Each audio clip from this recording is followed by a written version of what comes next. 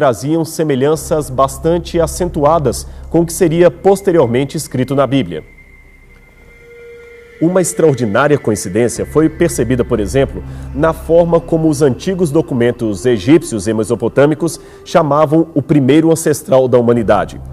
A grafia do seu nome variava entre Adamu, Adime, Adapa, Alulim, Alorus, Atam, Admuzi e outros. Ora, não seria razoável supor que todas estas formas constituiriam variações ortográficas do mesmo nome Adão?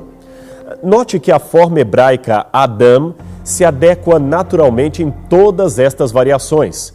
A semelhança fonética é muito acentuada.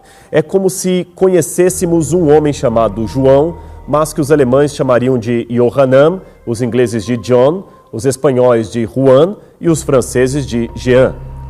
Apesar das diferenças idiomáticas, existe uma raiz temática que permanece em todas as formas de escrita ou pronúncia daquele nome.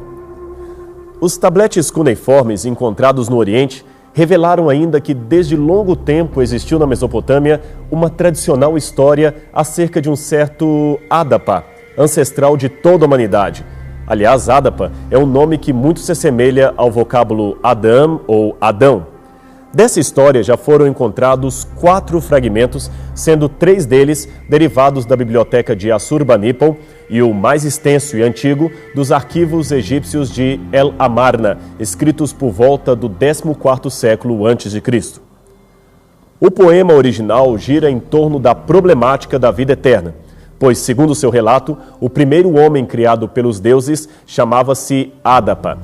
Ele recebera uma grande sabedoria, mas não era naturalmente imortal. Adapa era pela criação o filho do deus Ea e morava na cidade sagrada de Eridu.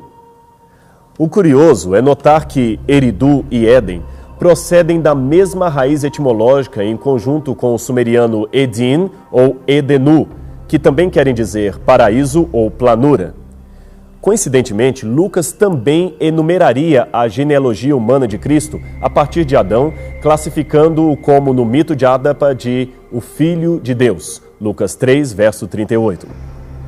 A história prossegue dizendo que Adapa vivia em meio aos Anunnakis, palavra que lembra muito de perto o termo Anaquins, ou gigantes que temos na Bíblia.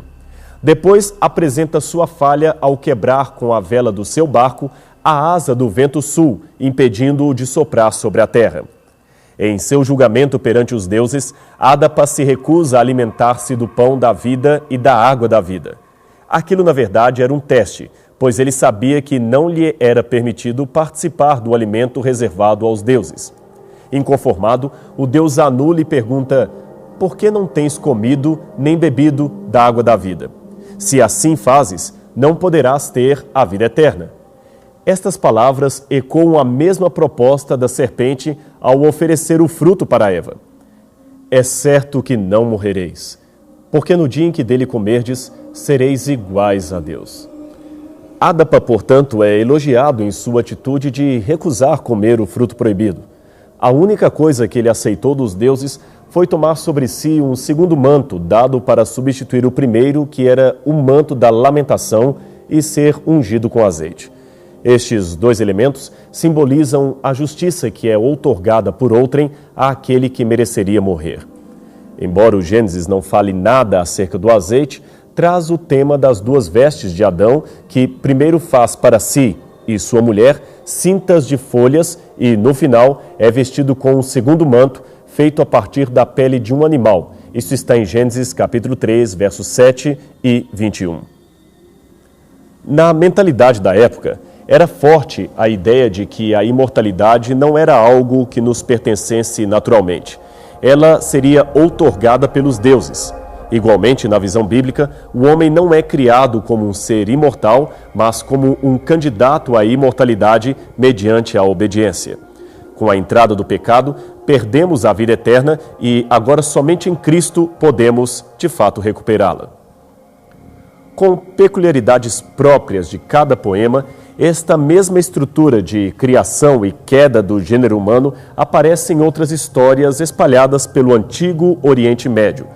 E todas, igualmente, possuem semelhanças incríveis com o relato bíblico.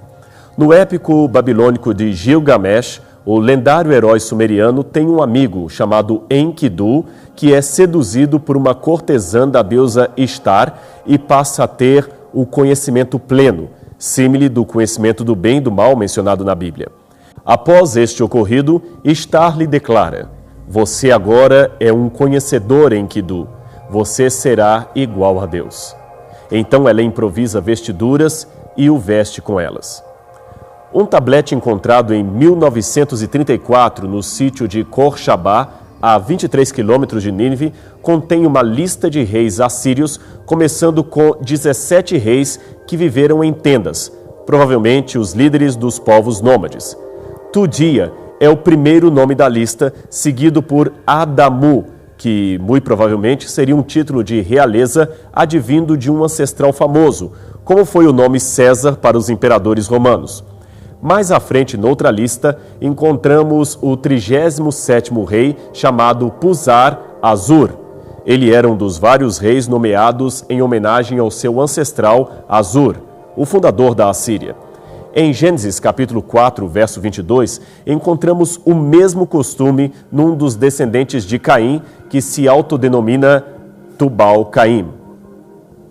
Assim, é possível que Adamu tenha sido um rei que assumiu esse nome em homenagem a outro Adamu, importante, que existiu bem antes dele.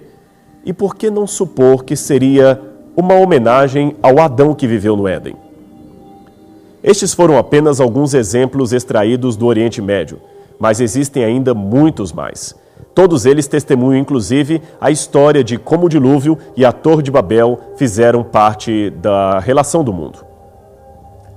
No estudo comparativo destas culturas, os arqueólogos perceberam que pelo menos 6 elementos históricos do Gênesis podem ser encontrados nos tabletes que agora eram traduzidos por peritos em paleografia. De maneira bastante comum, eles mencionavam, em primeiro lugar, a criação e desobediência de um casal humano que perde o paraíso. Em segundo lugar, a maldição que segue à desobediência, trazendo a morte aos habitantes da terra.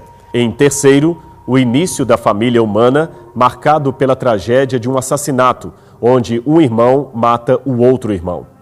Em quarto lugar, a humanidade que se torna má e por isso é destruída num dilúvio. Em quinto lugar, menciona-se o perecimento de quase todos, menos alguns que são preservados pelos deuses.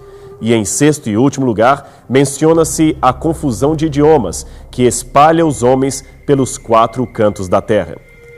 Esses paralelos literários derrubaram a tese de que a narrativa do Gênesis seria apenas um mito criado pelo autor da Bíblia, tradicionalmente apontado como sendo Moisés. Alguns, no entanto, continuaram a negar a historicidade da Bíblia, sugerindo desta vez que estes relatos mesopotâmicos seriam os originais e que o Gênesis seria apenas um plágio de obras literárias anteriormente existentes. Mas, desmentindo esta última hipótese, Kenneth A. Kitchen, professor emérito de egiptologia da Universidade de Liverpool, escreveu que a suposição comum de que este relato bíblico é simplesmente uma versão simplificada de lendas babilônicas é um sofisma em suas bases metodológicas. No Antigo Oriente Próximo, a regra é que relatos e tradições podem surgir por acréscimo ou embelezamento na elaboração de lendas, mas não o contrário. No Antigo Oriente, as lendas não eram simplificadas para se tornar pseudo-histórias, como tem sido sugerido para o Gênesis.